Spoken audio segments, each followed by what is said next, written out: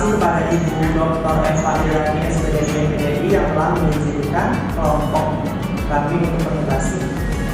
Di sini kelompok 5 akan membahas materi tentang hukum Islam. Sebelumnya perkenalkan, nama saya Ilham Ramadan dengan NIM A1A1240886 yang akan mempresentasikan PBT pada kelompok 5. Terus ada Adinda Cinta Najwa dengan NIM A1A12341, Yusya A1A1240013, Indi Rohmaya Putri A1A1240014, dan Rahman Andara Wajah A1A1240097. Pembahasan pertama yaitu pengertian. Hukum Islam adalah seperangkat aturan yang bersumber dari Al-Quran dan hadis serta ajaran Rasulullah SAW. Aturan ini mengatur hubungan manusia dengan Allah maupun sesama, mencakup bidang ibadah, muamalah, dan aspek sosial kemasyarakatan. Hukum Islam bersifat mengikat bagi umat Islam, namun juga memiliki sifat fleksibel sehingga dapat diterapkan sesuai perkembangan dan kebutuhan masyarakat. Selanjutnya yaitu pembagian hukum Islam. Hukum Islam ditujukan kepada orang yang mukallaf atau mampu tanggung jawab. Terbagi menjadi 2 bagian utama, yaitu yang pertama hukum taklifi. Digarisbesarkan, hukum taklifi yaitu aturan berupa perintah, larangan atau pilihan. Bentuknya wajib, haram, sunnah, atau mandub, makruh, mubah. Bisa dijelaskan yaitu hukum taklifi memuat aturan yang mewajibkan seseorang untuk melakukan atau meninggalkan suatu perbuatan atau memberi pilihan di antara keduanya. Yang kedua yaitu hukum wadi. Digarisbesarkan, hukum wadi yaitu menetapkan sebab, syarat atau penghalang berlakunya hukum, menjelaskan sah, batal, serta azimah atau hukum pokok dan ungkasa atau peringanan.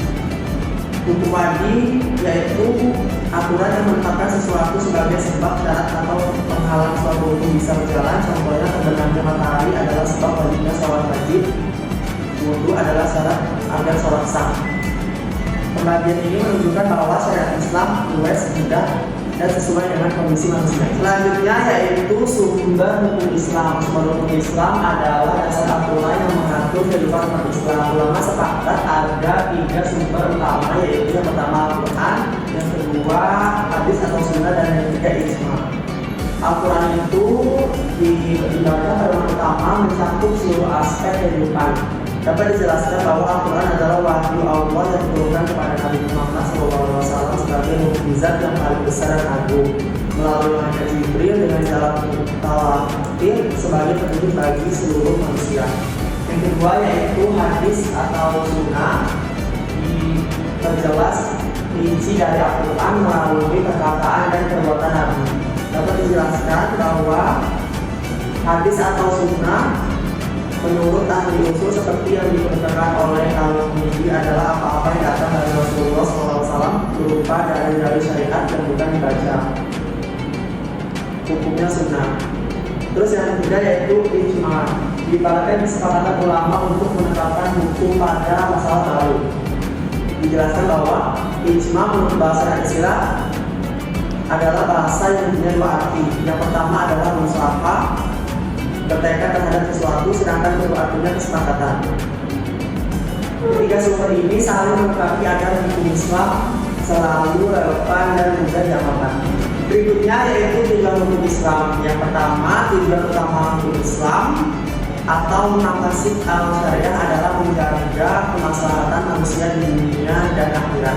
Yang kedua yaitu hukum Islam bersifat luas dan fleksibel agar sesuai dengan kebutuhan manusia.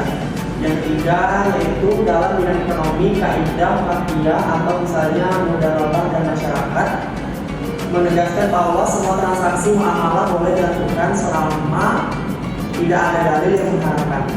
Yang keempat, dalam bidang hukum keluarga, adat dapat dijadikan dasar hukum atau al-adat al-muhakamah. Dan dalam kasus perceraian menggunakan kaidah mengambil mudarat yang lebih kecil. Yang terakhir, dengan demikian hukum Islam hadir untuk memberi kemudahan, keadilan dan kebaikan bagi umat manusia. Jadi disimpulkan yaitu tujuan hukum Islam adalah mewujudkan kemaslahatan dan kebahagiaan bagi manusia serta alam. Setiap perintah mengandung manfaat dan setiap larangan mencegah mudarat. dalam muktasib al-syariah. Tujuan utamanya menjaga agama, jiwa, akal, keturunan, dan harta, sehingga syariat bersifat fleksibel, adil, dan relevan sepanjang zaman. Dari semua materi yang sudah saya paparkan tadi dapat disimpulkan bahwa hukum Islam adalah aturan dari Allah SWT melalui Nabi Muhammad SAW yang mengatur seluruh aspek kehidupan umat Islam. Hukum ini terbagi menjadi hukum taklifi dan hukum wadi yang menunjukkan keragaman dan keluasan syariat. Sumber utamanya adalah Al-Quran, hadis, dan ijma yang saling melengkapi sehingga tetap relevan sepanjang zaman. Tujuan hukum Islam adalah untuk mewujudkan kemaslahatan, keadilan, serta keseimbangan baik dalam hubungan manusia dengan Allah maupun dalam kehidupan sosial antar manusia. Sekian dari saya dan mewakili kaum muslimah. Kurang lebih saya mohon maaf jika ada salah kata dalam penyampaian. Saya ini wassalamualaikum warahmatullahi wabarakatuh.